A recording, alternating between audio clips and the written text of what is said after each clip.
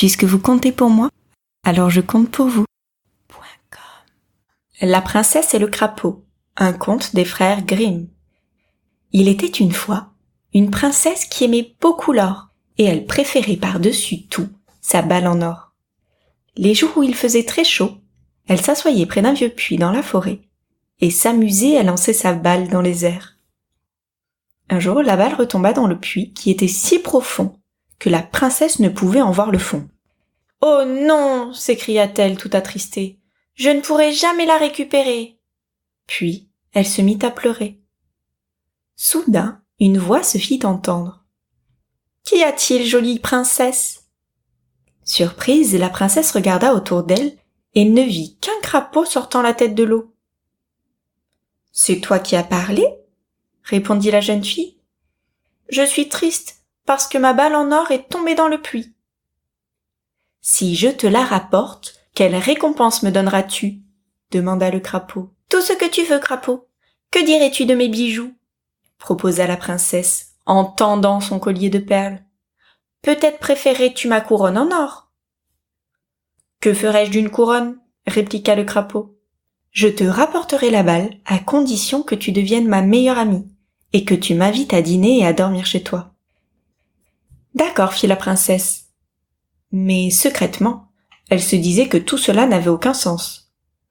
Le crapaud plongea dans le puits et revint bien vite avec la balle en or dans la bouche. Il ne l'avait pas sitôt déposée aux pieds de la princesse que celle-ci la ramassa et s'enfuit en courant. « Attends !» s'écria le crapaud. « Tu vas beaucoup trop vite pour moi !» Toutefois, la princesse l'ignora. La princesse oublia rapidement l'histoire du crapaud. Mais le lendemain, alors qu'elle prenait son repas en famille, elle entendit un bruit étrange et des plic, plac qui semblaient provenir des marches du palais et se rapprocher de la salle à dîner. « Princesse, ouvrez la porte !» fit soudain une voix. La princesse, curieuse, courut ouvrir. Dès qu'elle vit le crapaud hideux et tout dégoulinant sur le seuil, elle lui claqua la porte au nez. En voyant le visage de sa fille, le roi devina que quelque chose n'allait pas. « Est-ce qu'un géant a voulu t'enlever ?» demanda-t-il. « Non, père, répondit la princesse, ce n'était qu'un affreux crapaud. »« Et que te voulait ce crapaud ?» s'informa le roi. La princesse se vit obligée de raconter toute l'histoire à son père. Le crapaud frappa avec plus d'insistance à la porte. « Faites-moi entrer, princesse !» supplia-t-il. « Avez-vous oublié votre promesse faite près du puits, dans la forêt ?»« Si tu as fait une promesse, ma fille, » fit remarquer le roi, « tu dois la tenir.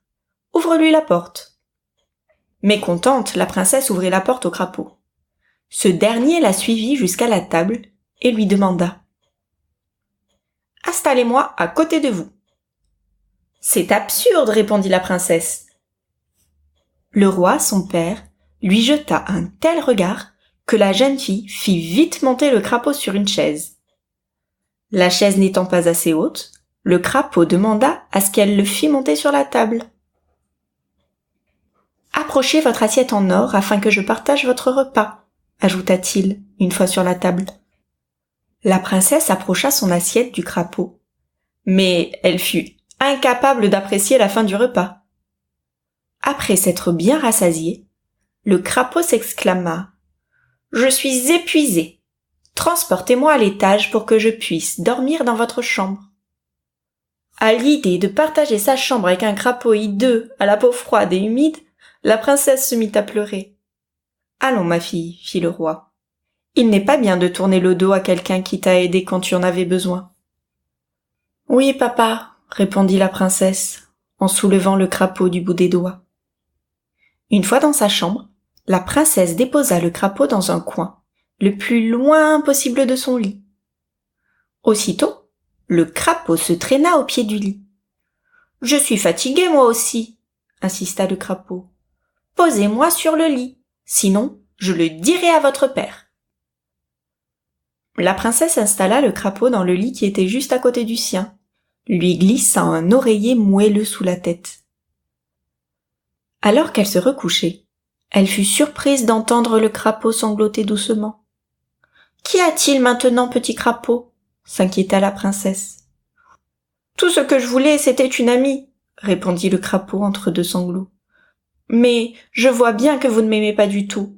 Je ferai aussi bien de rentrer au puits. » Émue, la princesse alla s'asseoir auprès du crapaud. « Je serai ton amie, » dit-elle avec sincérité.